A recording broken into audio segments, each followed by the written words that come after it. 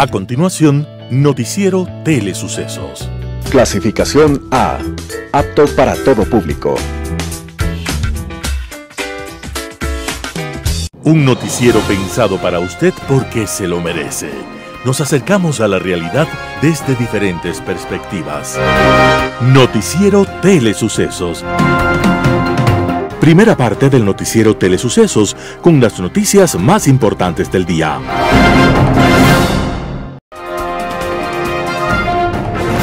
Arena Telesucesos, el escenario cubierto para la práctica del deporte 100% ecuatoriano, el Ecuavóley.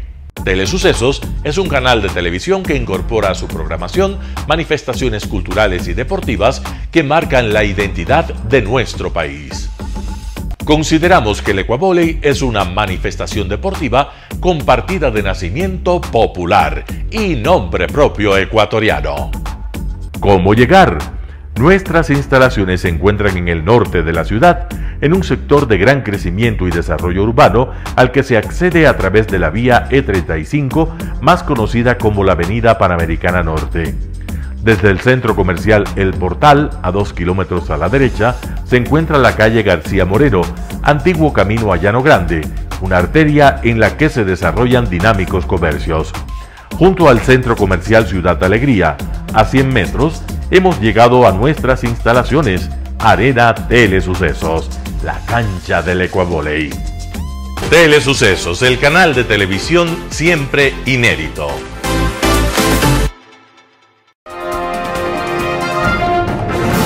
Un día como hoy. Cuentan que en 1891, a la Universidad de la Sorbona en París, llegó a estudiar una mujer de cuerpo frágil, mirada inteligente y estilo solitario. En la universidad, los estudiantes se preguntaban quién era esa muchacha de aspecto tímido, de gesto decidido, que vestía de manera tan pobre. Nadie lo sabía a ciencia cierta. Y respondían, es una extranjera de nombre impronunciable. Se sienta siempre en la primera fila en la clase de física. Esa mujer, María Sklodowska, de nombre impronunciable, de estilo solitario, entregó su vida en la búsqueda de elementos radioactivos que hasta entonces eran desconocidos. Después de varios años, María Curie, logró aislar el elemento conocido como radio. Pero a lo largo de todo ese tiempo ella estuvo sometida a pobres condiciones de vida, a extenuantes jornadas de trabajo y lamentablemente a la acción del nuevo elemento descubierto por ella. Esa acción era la radioactividad, mortal por supuesto, pero hasta entonces desconocida, que finalmente acabó con su brillante vida. El trabajo de investigación le mereció a María Curie ser la única persona ganadora de 2 premios Nobel, el de física y el de química. María Curie, para gloria de la ciencia, había nacido un día como hoy, 7 de noviembre de 1867, y su nombre está escrito con todos los honores, no solo entre los personajes de ciencia, sino entre esa categoría extraña de los más nobles seres humanos. Las principales noticias del día.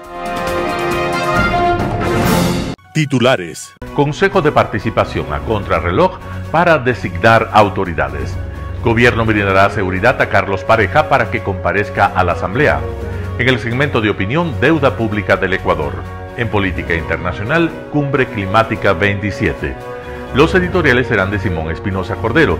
Crónica de una muerte anunciada, Roberto Aguilar. Un apocalipsis bien ganado. Noticias del día. Consejo de participación a contrarreloj para designar autoridades. El Consejo de Participación Ciudadana y Control Social tiene pendiente la designación de 7 autoridades de control de 8 entidades que debían renovarse. La mayoría de ellas siguen prorrogadas en funciones. Mientras tanto, sigue corriendo el tiempo frente al referéndum que quiere plantear el presidente Guillermo Lasso, en el que hay 2 preguntas sobre las atribuciones de este Consejo. El único proceso que ha logrado finiquitar el actual Consejo fue el del Procurador General, donde se designó a Juan Carlos Larrea el 20 de octubre, pero la Asamblea Nacional no lo ha posesionado aún, por lo que Íñigo Salvador sigue en el cargo. En la lista de concursos pendientes están la designación del Contralor, en el que se acabó de conformar la Comisión Ciudadana de Selección el 31 de octubre. El nombramiento del Defensor Público, en el que se aprobó la convocatoria al concurso el 1 de noviembre. Del Defensor del Pueblo, en el que se espera aún la conformación de la Veeduría Ciudadana. la renovación parcial del Consejo Nacional Electoral, en el que se acabó de conformar la Comisión Ciudadana de Selección el 1 de noviembre, del Tribunal Contencioso Electoral, en el que se espera la conformación de la Comisión Ciudadana de Selección, en la Superintendencia de Bancos, en la que se espera su inicio, y en la Superintendencia de Protección de Datos, en el que se espera la conformación de la Veeduría Ciudadana. El gobierno brindará seguridad a Carlos Pareja Yanuseli para que comparezca a la Asamblea. La versión del exgerente de Petroecuador, Carlos Pareja Yanuseli, sería clave para la investigación de la Asamblea Nacional sobre presuntas irregularidades en los contratos de preventa petrolera a Petrochina. Pareja fue convocado por la Comisión de Fiscalización para este miércoles 9 de noviembre de 2022. De allí que el Gobierno Nacional le brindará la seguridad necesaria y las garantías correspondientes. Así lo comunicó en un comunicado difundido la noche del 6 de noviembre el Gobierno Nacional, además de informar sobre la cooperación eficaz sobre Petrochina. El titular de la Comisión de Fiscalización, Fernando Villavicencio, lo convocó para que hable sobre la entrega del campo Auca. El ministro de Energía, Fernando Santos Albiter, revivió recientemente el nombre de Carlos Pareja en una entrevista televisiva donde el funcionario dijo que cuando se posesionó como gerente de Petroecuador conocía el historial de Nielsen Arias y ordenó su cancelación. Según Santos, el exgerente le confesó que recibió una llamada del entonces vicepresidente Jorge Gras y le instruyó el no separarlo del cargo. Pareja Yanuseli tiene 6 sentencias por corrupción que van desde tráfico de influencias, cohecho, asociación ilícita, enriquecimiento ilícito hasta peculado. Entre todas, suman más de 37 años en penas. Cumple las condenas en la cárcel 4 de Quito. Entrevista del día. La asambleísta de la Izquierda Democrática Yesenia Guamaní, integrante de la Comisión de Investigación del caso de María Belén Bernal, estuvo en Radio Sucesos para hablar de su comisión y de este caso tan emblemático en la violencia de género en el país. Escuchemos qué dijo sobre María Belén Bernal y su asesinato. Yesenia, solo para zanjar este tema, la Izquierda Democrática en un comunicado que divulgó en redes sociales hablaba de que frente a la violencia y la inseguridad hay que tomar acciones contundentes para devolver a la ciudadanía la convivencia pacífica. ¿Cuáles podrían ser esas acciones? Declarar en emergencia la seguridad interna del país. Le hemos pedido al presidente, le vamos a exigir todavía al presidente, se tiene que tomar acciones, por ejemplo, revisar el presupuesto que tiene en este momento la Policía Nacional. Pero ayer hicieron unos anuncios, ya hay tantos millones, 23 para chalecos, 170 para cuarteles intermedios, o sea, ya hay Milton, pero para estas provincias. Nosotros estamos diciendo a todo el país, porque esto es un problema que está en todo el país, que se asigne el presupuesto necesario, al declararle obviamente en emergencia al país, para absolutamente todas las provincias. Milton, en algunos destacamentos, los mismos servidores policiales tienen que poner de su bolsillo para la gasolina, para el cambio de aceite. Es insostenible que la seguridad se la pueda manejar así. Nosotros incluso dijimos hace un año que volvemos a tratar el mismo tema. Aquí se tiene que hacer un plan de prevención, que al momento no existe, un plan o una política pública en seguridad que al momento no existe.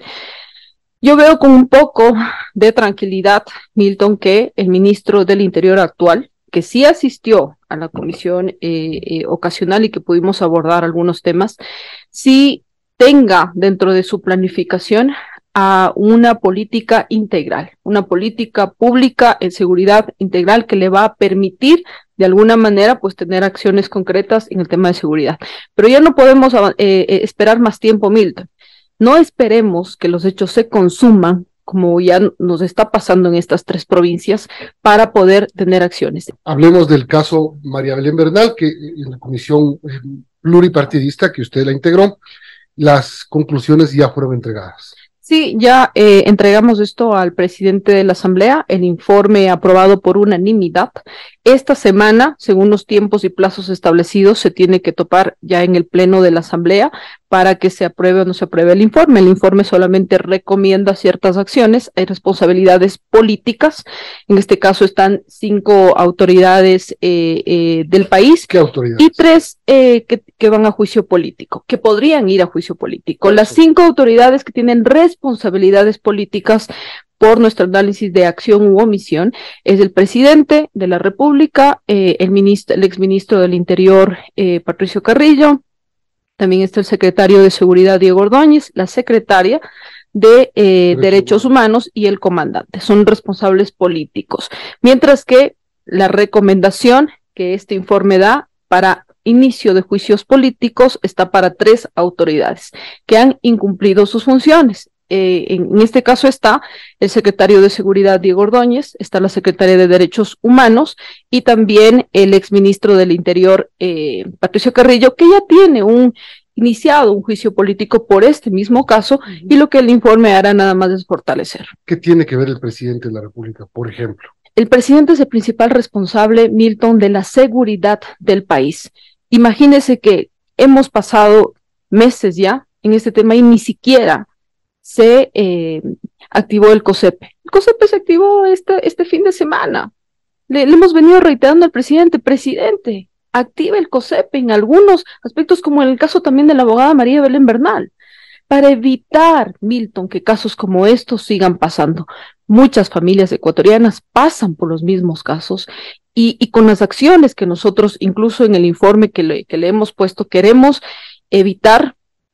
Y este informe ayudará en 2 puntos. Primero, a la investigación política que nosotros hicimos, o fiscalización, porque la investigación penal la tiene Fiscalía, para aclarar de cierta manera los hechos, los lamentables hechos. Y segundo, evitar que casos como estos, Milton, sigan pasando en el país. Otra vez te pregunto lo del presidente, porque es un hecho terrible lo que ocurrió en un sitio donde nunca debió haber ocurrido, pero según ustedes tampoco configura un crimen de Estado.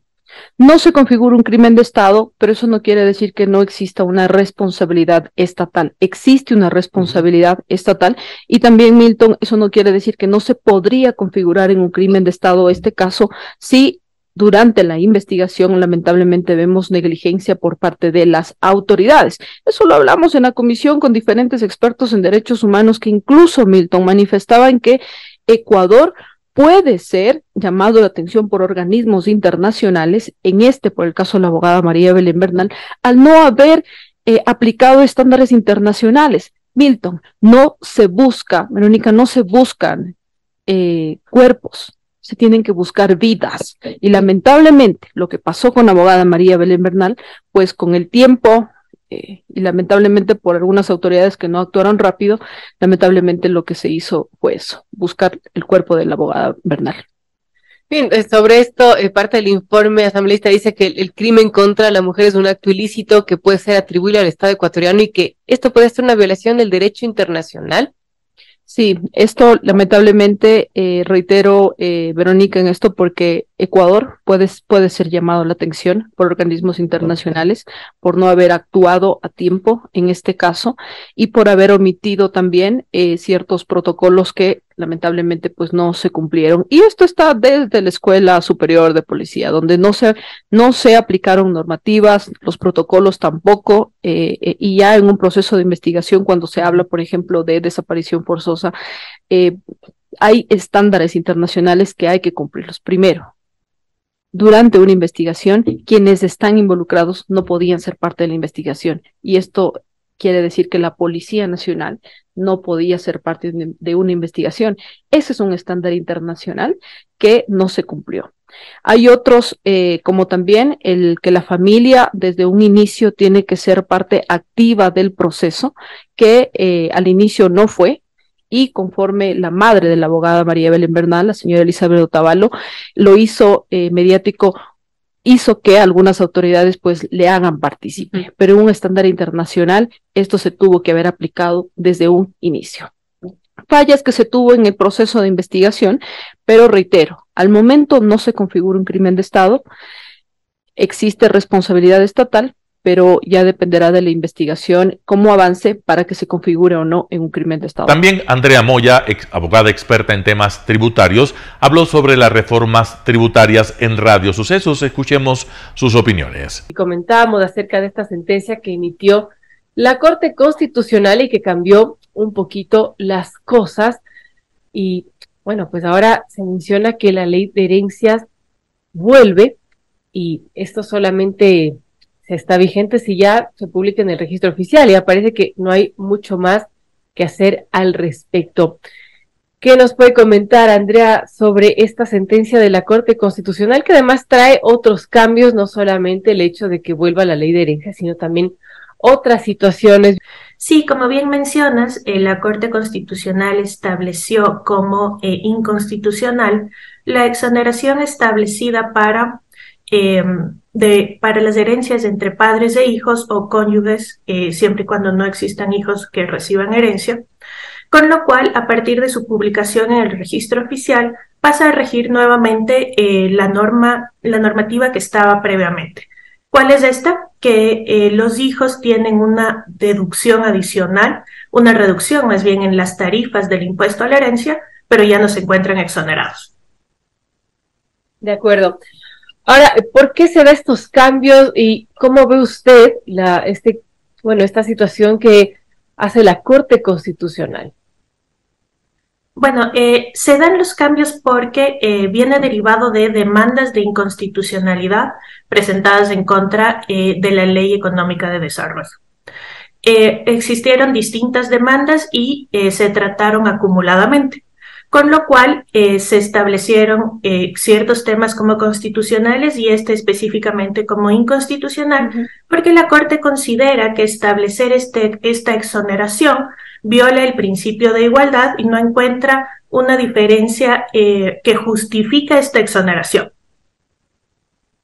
Bueno, a su criterio, Andrea, ¿usted ve clara la sentencia de la Corte Constitucional? ¿Está bien su planteamiento? ¿O qué podría decir al respecto?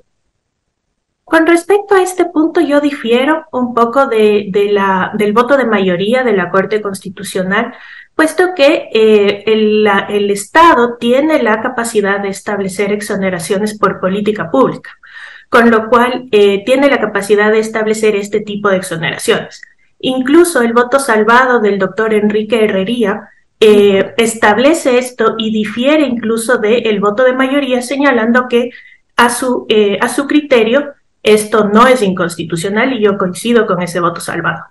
Más sobre este impuesto a las herencias que vuelve, y por ejemplo le decía, ¿qué pasa cuando un heredero, un único heredero, pongamos un caso de un bien que cueste cerca de $800,000 y que tendría que pagar este impuesto a las herencias, más de $100,000, calculo yo, y si es que no tiene la liquidez, simplemente no podría heredar este bien? ¿Estamos frente a un escenario como estos? Bueno, claro, este tipo de circunstancias ocurren, ¿no es cierto? Porque en ciertos casos, si bien se hereda, como usted bien dice, un inmueble, no se tiene la liquidez para realizar el pago. Hay una alternativa que consiste en solicitar una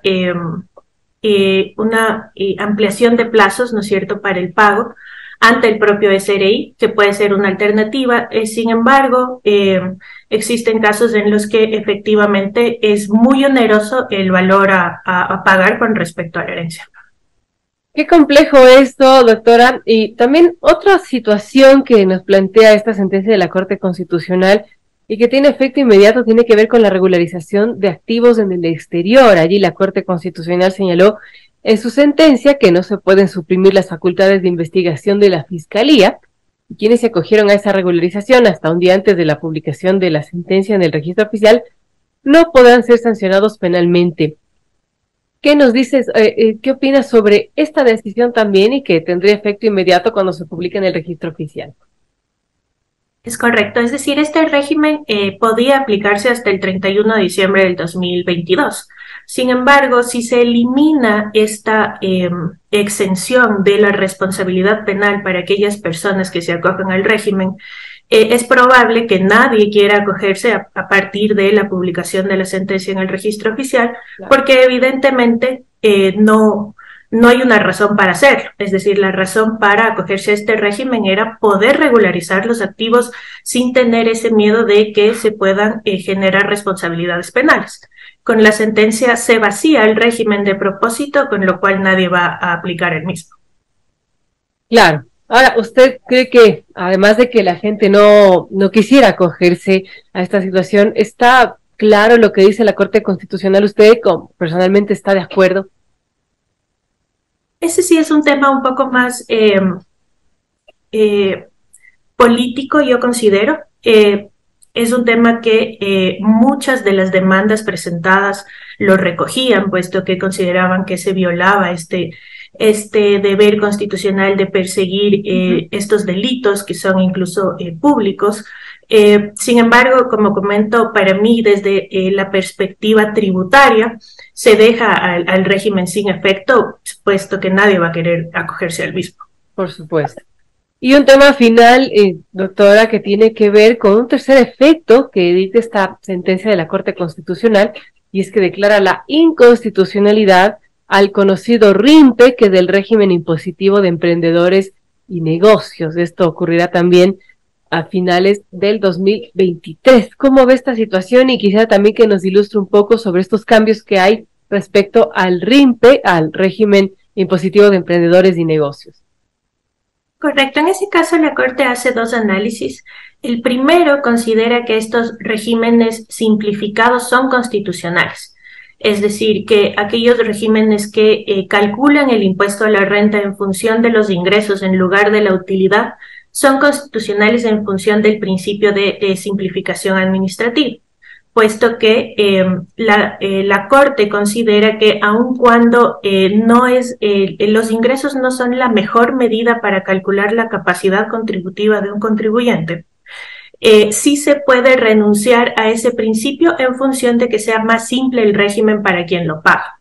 Que considera la Corte que es inconstitucional esta primera tarifa para aquellos que ganaban de 0 a $20,000 en el año, puesto que considera que la tarifa de $60 para aquellas personas que ganan muy poco puede ser regresiva. Entonces considera que la tarifa de este primer nivel es inconstitucional. Un panorama de noticias para su estatura intelectual.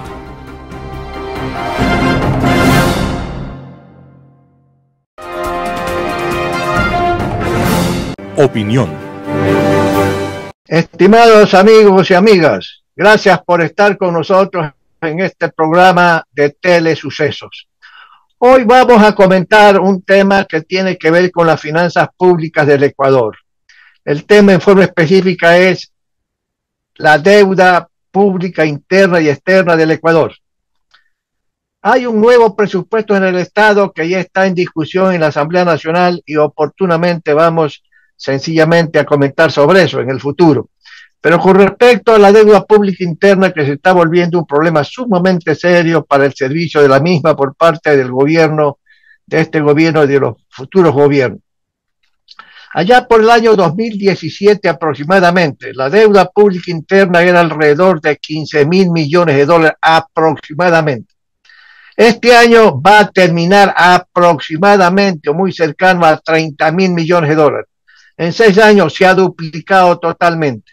Y la deuda pública externa, que en el mismo año anterior, o sea, 2017, era como $25,000 millones, está tendiendo hacia los $50,000 millones al finalizar este año. Eso implica que ya por el inicio del 2017 o al finalizar 2016, la deuda pública total del gobierno del Estado ecuatoriano era algo así como $40,000 millones. Este año, al fin de año, se va a aproximar a los $80,000 millones. Un crecimiento espectacular, el doble de lo que era hace 6 años atrás. Y naturalmente, esta deuda pública interna y externa hay que servirla, sus intereses y el capital. Ya el gobierno anterior y este gobierno viene haciendo una serie de acciones que permiten reestructurar la deuda en ciertos segmentos hacia el futuro, para facilitar el pago hacia el futuro, tanto de lo que es el capital como los intereses. Pero dentro de esta deuda pública externa, está cobrando un vigor enorme lo que se le debe a los organismos públicos de financiamiento, como es el Fondo Monetario, que se le debe más de 8.000 millones de dólares al año, el Banco Mundial, el BID, la CAF, etcétera, y eso está alcanzando a 22.000 millones de dólares, una verdadera monstruosidad. Y con estos organismos internacionales no es posible decir reprograme, pierdan una parte del capital o bájenme más los intereses, porque las condiciones de préstamo de esas entidades es muy razonable, radicalmente diferente a lo que exigen los mercados privados internacionales de capitales. ¿Por qué surge la deuda pública? Sencillamente porque los ingresos no alcanzan a financiar el gasto total del gobierno, sea de lo que se llama el presupuesto general del Estado o de lo que se llama el sector público no financiero. Y naturalmente, este déficit fiscal sencillamente viene ocurriendo hace mucho tiempo atrás. En el gobierno anterior del anterior hubo un endeudamiento masivo, terriblemente masivo, en condiciones no adecuadas de plazos y en condiciones no adecuadas sencillamente tasas de interés. Por ejemplo, el endeudamiento como organismo de China continental, Banca Pública Continental. Plazos cortos y tasas de interés altas, sí, en ese entonces. Y con una novedad, que ya alguna vez lo dijimos, ningún gobierno se había atrevido a dar en garantía el petróleo. El gobierno anterior del anterior sencillamente pues dio en garantía el petróleo y los riesgos para los bancos chinos eran prácticamente cero. Y eso fue pues un endeudamiento en esos 10 años totalmente inconveniente para el país. Además, porque financió una serie de obras que no tienen sentido. Por ejemplo, donde se iba a construir la nueva refinería del Ecuador, allá en la provincia de Manabí, en que eso ha costado más de 1.000 y pico millones de dólares y en las que está el terreno aplanado. Y eso se le debe pues a organismos internacionales, fundamentalmente a los bancos de China continental. Uno no puede endeudarse para financiar proyectos que no tienen sentido. Tampoco puede endeudarse como gobierno para financiar el gasto corriente. Por ejemplo, me voy a endeudar para financiar sueldos y salarios. No tiene sentido. O endeudarme para pagar el bono de desarrollo humano. No tiene sentido. Eso sería una política de endeudamiento público totalmente irresponsable y eso pasó en el gobierno anterior del anterior. El gobierno anterior hizo una reestructuración con los acreedores privados internacionales, bancos fundamentalmente de inversión y bancos comerciales. Y llevó a cabo, dentro de las circunstancias de ese momento, sencillamente llevaron a cabo un acuerdo más o menos razonable porque los acreedores perdieron una parte del capital, una parte de los intereses y alargaron los plazos. Y hoy por hoy, pues naturalmente, el gobierno actual también ha hecho algunas acciones con los bancos acreedores de China continental, que eso también fue acertado y es acertado. De tal manera que esas negociaciones hacia el futuro hay que parar este endeudamiento de esta naturaleza irresponsable totalmente y el gobierno actual no lo está haciendo. Y no lo está haciendo porque ir al mercado privado internacional de capitales habría que pagar una tasa de interés de 15, 16, 17, 18% que no tiene sentido. Lo que se llama el riesgo país del Ecuador, por una serie de razones que oportunamente vamos a comentar en el futuro, está pues como en 1.600 y pico puntos básicos. Y eso no permite al gobierno ecuatoriano sencillamente emitir 1.000, 2.000, 3.000 millones de dólares para financiar pues un déficit fiscal que este año, según las declaraciones del señor ministro de Finanzas, Pablo Semena, va a ser como 2.300, 2.400 millones de dólares. Ese déficit que se avecina, sencillamente hay que financiarlo. ¿Cómo se financia? Con deuda interna o deuda externa. Pero hay que seguir poniendo no solamente transparencia a la deuda pública interna y externa. Y el gobierno ecuatoriano está siguiendo buen papel. Está tomando acciones muy apropiadas en lo que se llama la transparencia de la cifra.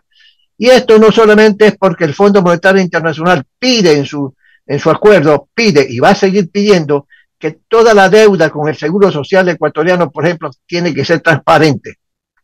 Y ahí el gobierno actual ha dado pasos, y se está dando pasos para ese propósito, pero también para esclarecer exactamente cuánto se le deben a los proveedores privados, que están reclamando que se les pague, porque hay algunos proveedores que dicen, un año entero no me han pagado y voy a quebrar. La transparencia de todo eso se está produciendo lenta y gradualmente, y ese es un acierto. Y es posible que una vez que se sepa sencillamente cuánto se debe al Seguro Social, porque el Seguro Social oficialmente dice que el gobierno le debe mucha más plata de lo que el Ministerio de Finanzas reconoce.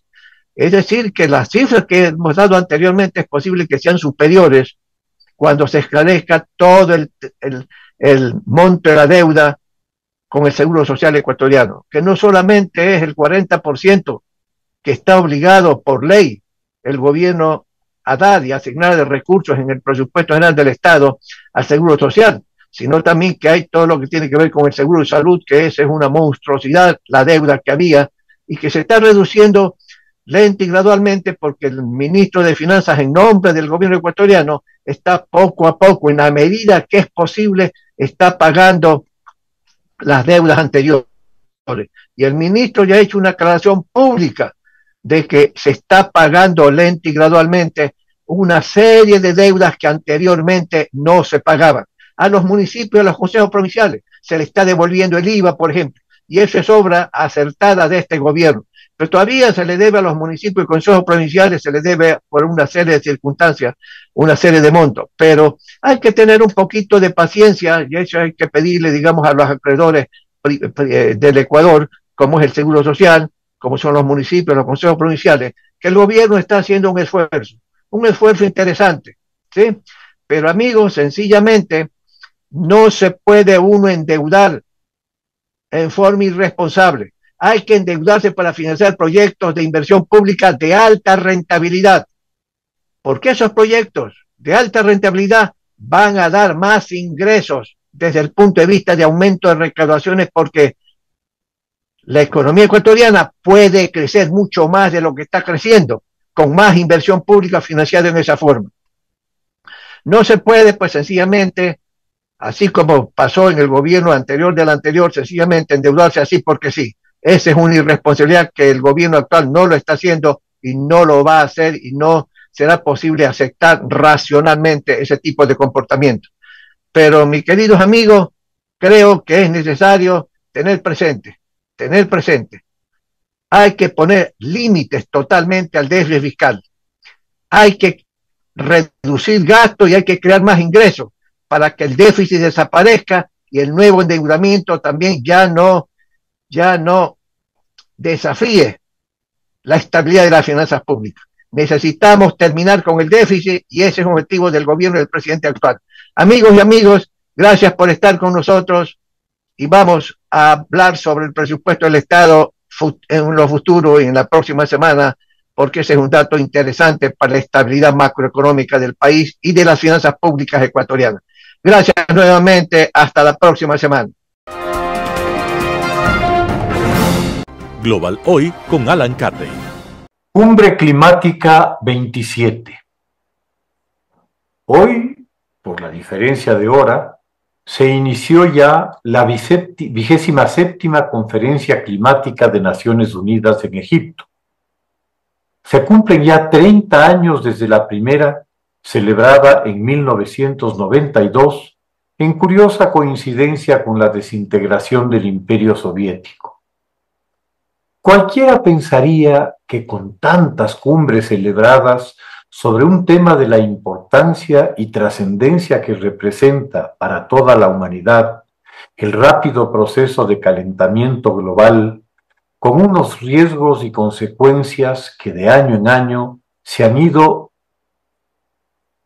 agudizando y se ha podido percibir su acción en ellas, ya se habría emprendido de manera decisiva alguna acción para realmente contenerla. La preocupación por la afectación al planeta por la actividad humana, a la que se define ya como una edad particular, el antropoceno, no es asunto reciente. En 1972 se publica el famoso libro Los límites del crecimiento, en base a las investigaciones del llamado Club de Roma, espacio de encuentro de algunas de las más lúcidas mentes científicas de la época, dedicadas a pensar en torno a esos límites, bajo una premisa evidente. No es posible, en un entorno finito, un crecimiento infinito. 150 años antes de ellos, el extraordinario Alexander von Humboldt, uno de los últimos hombres universales, en sus viajes por América, gracias a su agudeza de observación, fue capaz de relacionar los cambios climáticos, limitados a regiones muy específicas, sí, producto de la actividad humana, y en el caso específico, por la tala indiscriminada. Esa observación lo llevó a lo que hoy se llama la comprensión de las consecuencias, que es, en último término, la ecología. Entender que lo que hacemos y cómo lo hacemos tiene efectos profundos en ámbitos amplios y diversos. Para los medios de la época, lograr semejante visión de conjunto exigía una de esas mentes universales a las que tanto se echa en falta hoy. El antropoceno, como otras edades, trae consigo una masiva desaparición de especies animales, desde aves hasta insectos, así como de especies vegetales. Estas grandes extinciones están perfectamente registradas en las investigaciones paleontológicas que nos hablan de múltiples catástrofes a lo largo de cientos de millones de años, ocurridas en periodos muy breves, desapareciendo un alto porcentaje de la biodiversidad.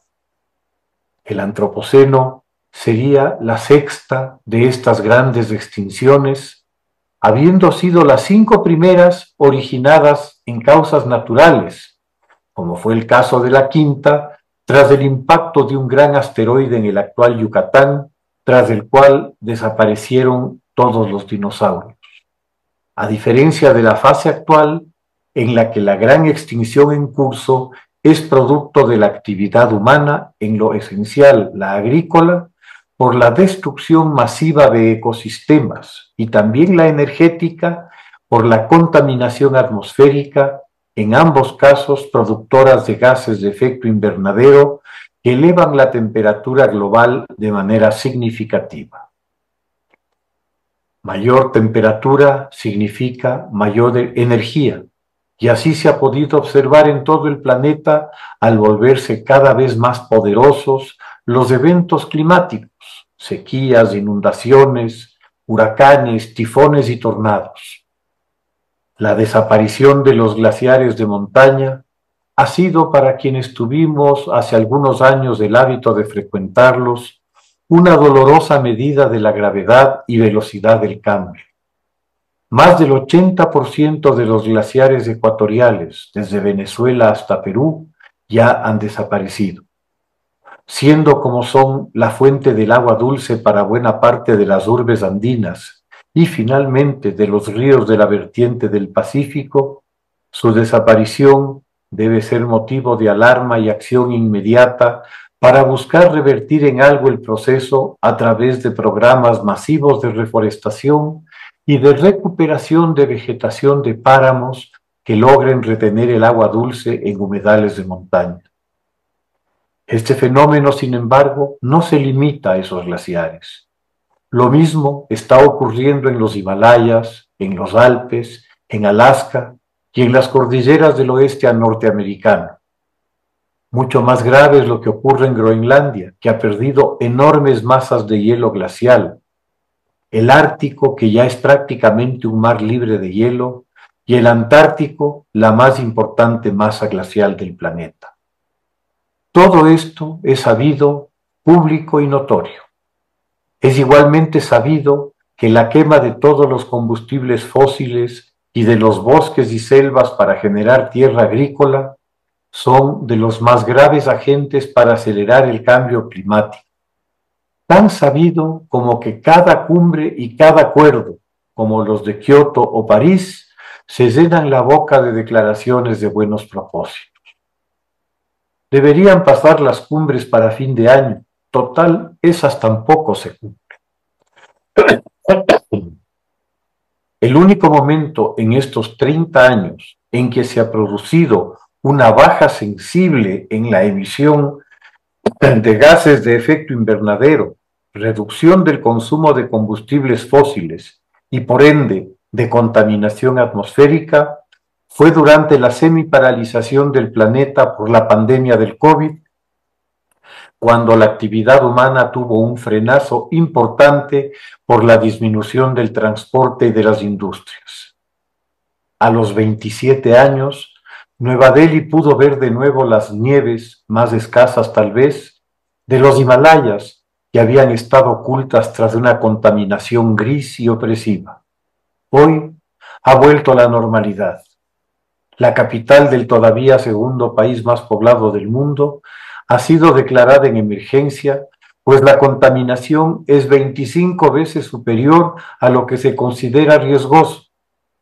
En 1972, India tenía 580 millones de habitantes. En 2022, a los 50 años del libro antes citado, ha llegado a los 1.400 millones, pasándose de largo esos límites del crecimiento que el Club de Roma advirtiera.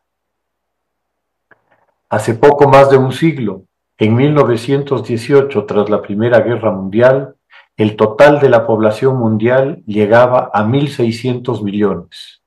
A la vuelta de 100 años, somos 8.000 millones, es decir, 5 veces más.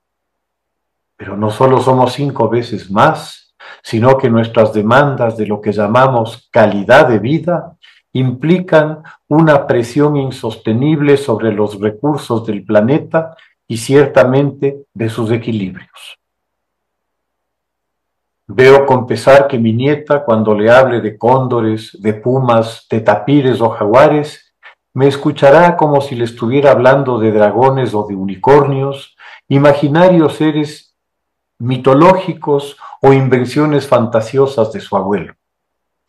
Los compromisos solemnes, los acuerdos, las promesas de las cumbres se quedan en papeles mojados. Las acciones reales, que ya no se sabe siquiera si alcanzarán a tener algún efecto, son pocas y muy tarde. En la época del libro citado, se proyectó una película que preveía un mundo distópico en el cual, por la extinción masiva de la vida animal, la única alternativa de proteína eran los seres humanos, que ya muertos eran reprocesados como alimento. La película se llamaba, si mal no recuerdo, Cuando el destino nos alcance. Pues parece que ya lo hizo. Muchas gracias. Editorial. Crónica de una muerte anunciada, Simón Espinosa Cordero. Crónica de una muerte anunciada es el título que pertenece a la laureada novela de Gabriel García Márquez, pero aquí queremos referirnos al proceso bien conocido que nos ha traído a la circunstancia atroz en la que sucumbe la patria, atrapada en el fango criminal de ese mal radical que es el narcotráfico y sus nefandas herramientas, la narcopolítica, la criminalidad y el terrorismo. Hemos sabido que todo empezó cuando en 1989 cayó el muro de Berlín y que en julio de 1990 Fidel Castro y Lula da Silva, líder del Partido de los Trabajadores de Brasil, convocaran en Sao Paulo a 48 partidos, movimientos y organizaciones de las izquierdas americanas, cita a la que asistieron también Evo Morales, Hugo Chávez y estructuras criminales como el Ejército de Liberación Nacional y las FARC de Colombia.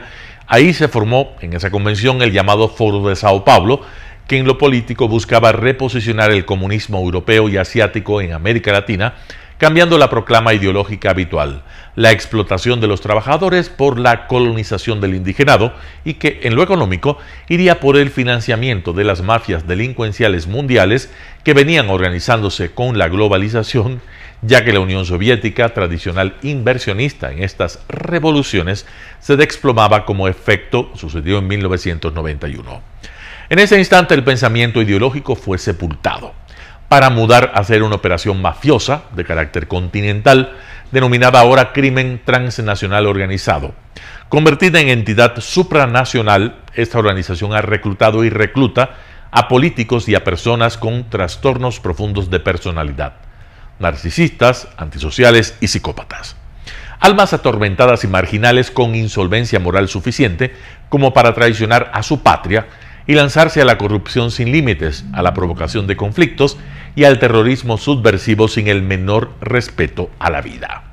En medio de esta conflagración que ciega vidas cada hora y que devora lo que queda de nuestra patria, con el fin de provocar un caos mayúsculo, la Asamblea Nacional quiere destituir al presidente de la República, aplicando el artículo 130 de la Constitución, en el que consta la facultad de ese organismo, ya la agotó y que no tendría licencia constitucional para repetirla de ninguna manera.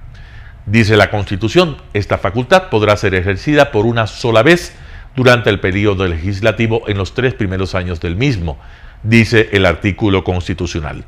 Podría quizá buscar la destitución con el juicio político, señalado en el artículo 129, pero para esto necesitaría el dictamen de admisibilidad de la Corte Constitucional y tampoco hay causales que lo justifiquen. En cambio, el presidente no ha usado su facultad de disolver la Asamblea, según el artículo 148 de la misma Constitución, pero puede utilizarlo ahora y a tiempo, porque razones y causales sobran. No necesita del dictamen de la Corte porque la presencia y el comportamiento de la mayoría de esa Asamblea es per se una grave crisis política y una conmoción interna. Solo este acto abriría al señor Lasso una reelección en el proceso sobrevenido y le aseguraría con largueza, si profundiza el estado de excepción, domina la crisis y ofrece al país el cambio de la Constitución como un homenaje civilizado a la razón. De todas maneras, es hora de la unión. La desunión es una garantía del éxito solo para el crimen. Simón Espinosa Cordero. Un apocalipsis bien ganado. Roberto Avilar, El Expreso. Que los tiguerones responsabilicen al gobierno por los asesinatos de inocentes que se proponen cometer, y en un video lo dicen así, con todas sus letras, vamos a matar inocentes y la culpa será suya, es una conducta de amoralidad extrema atribuible a la psicología del sociópata. No se podría esperar otra cosa, pero que el mismo argumento termine siendo posicionado en el debate público por políticos, periodistas y ruidosos opinadores de las redes consulta y resulta desalarmante.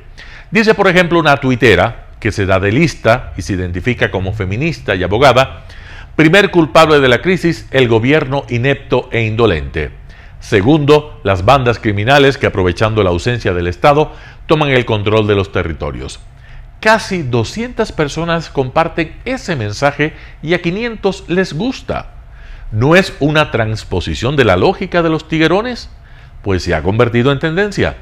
Cosas así alimentan la preocupante certeza de que en la guerra contra el narcotráfico al Ecuador no puede irle sino peor, mucho peor que a Colombia, porque somos un país de caníbales, porque nuestras instituciones dan risa, porque un abrumador porcentaje de nuestras élites políticas, cuya expresión institucional es la mayoría parlamentaria, abriga la esperanza de que el gobierno le vaya lo suficientemente mal como para que se caiga. ¿Por qué habría de irnos mejor que a Colombia? ¿Tenemos acaso alguna virtud que a nuestro gran vecino le faltara, o más bien será al revés? En Colombia, por ejemplo, en los tiempos en que el cártel de Medellín le declaró la guerra al Estado, días aciagos que prefiguran lo que se nos viene encima, el periodismo supo adaptar sus prácticas a la seriedad de la amenaza. Si algún periodista tenía fundadas razones para creer que el gobierno había pactado con la mafia, se habría manejado con la prudente reserva que imponía la gravedad del caso hasta acumular las pruebas inequívocas que le permitieran hacerlo público, y entonces, solo entonces, habría presentado la noticia con la formalidad suficiente para causar un impacto controlado. Habría buscado la oportunidad y trabajado el formato. Aquí no. Aquí cualquier populista del periodismo es capaz de deslizar el peor de los ladrillazos con el mayor de los desenfados y ponerlo a circular entre la marea negra de basura informativa cotidiana como si fuera un meme, un chiste, cualquier cosa. Esta semana se ha dicho, se ha dejado caer, entre opiniones y bromas y desplantes, que el gobierno ya pactó con los choneros. ¿Con qué pruebas? Lo dicen los tiguerones. Y no solo lo dicen los tiguerones, sino cualquiera con 2 dedos de frente. Fin de la cita. Queda así demostrado por la jeta. ¿Por qué habría de irnos pues mejor que a Colombia? Si tenemos unos líderes de opinión dispuestos a agitar cualquier avispero, si con eso consiguen una decena más de seguidores. O incluso a hacerles el coro a los que están jugados por los intereses de la mafia. En Colombia, cuando surgió la amenaza de los cárteles, no había ningún partido que representara al narco. Uno que otro político suelto, claro que sí, algún juez, pero no la mayor fuerza política de la Asamblea. Si circulaban las fotos de un diputado compartiendo piscina con un narco, era el fin de su carrera política. Punto. Aquí todavía le quedan arrestos para pedir la salida del gobierno. Una semana de carros bomba en Bogotá y en Cali era un estímulo para cerrar filas en torno al presidente, por inepto e indolente que fuera. Aquí es el pretexto para intentar tumbarlo. Así que no es pesimismo, es la fría comprobación de la realidad. Si lo de Colombia fue un infierno, nada se merece el Ecuador por debajo del apocalipsis. Roberto Aguilar, El Expreso. Noticias internacionales. La cumbre del clima COP27 marcada por la ausencia de algunos de los países más contaminantes. Una COP27 marcada por la ausencia de algunos de los países más contaminantes del planeta como Rusia o China. Mientras la Unión Europea hace equilibrios para conciliar sus metas climáticas y la respuesta de urgencia a la crisis energética, el secretario general de la ONU, Antonio Guterres, pedía que no se utilicen los conflictos del mundo como excusa para evadir las responsabilidades climáticas. No podemos aceptar desviar nuestra atención del cambio climático. Por supuesto que debemos apoyar juntos los esfuerzos de paz y poner fin al sufrimiento. Pero el cambio climático está en una línea de tiempo diferente y en una escala diferente. Es una cuestión que define nuestra época, es el reto central de nuestro siglo.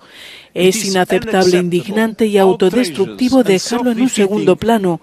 De hecho, muchos de los conflictos actuales están relacionados con el creciente caos climático y la guerra en Ucrania ha puesto de manifiesto el profundo riesgo de nuestra dependencia a los combustibles fósiles, declaró Guterres. China, el mayor emisor de CO2 del mundo, es el gran ausente. Suspendió en agosto las negociaciones bilaterales sobre el cambio climático con Estados Unidos a modo de represalia por la visita de Nancy Pelosi a Taiwán. Por su lado, el presidente Biden acudirá a Egipto tras las elecciones de medio mandato del martes para abordar la financiación para la transición ecológica de las economías y limitar el calentamiento. Muchas ONGs lamentan un mal inicio de la COP27 que ha obviado en la agenda oficial las compensaciones a los países pobres por parte de los más ricos y contaminantes, mientras se multiplican las protestas de jóvenes activistas que toman el arte y los museos como altavoz de sus reivindicaciones.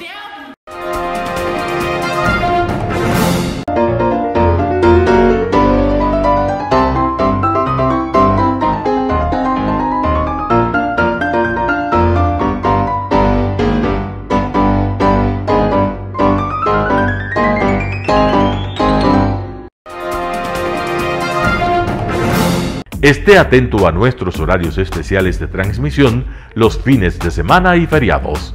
Usted y su familia disfrutarán desde la comodidad de su hogar de las emociones del Ecuavoli, deporte tan nuestro. Somos inéditos y para ello disponemos de un escenario cubierto propio, Arena Telesucesos, desde donde transmitimos nuestros encuentros masculinos y femeninos de este deporte. Telesucesos, el canal de televisión siempre inédito. El noticiero Telesucesos es retransmitido de lunes a viernes a las 7 horas por Radio Planeta Sur 106.1 FM de la ciudad de Loja. Noticiero Telesucesos.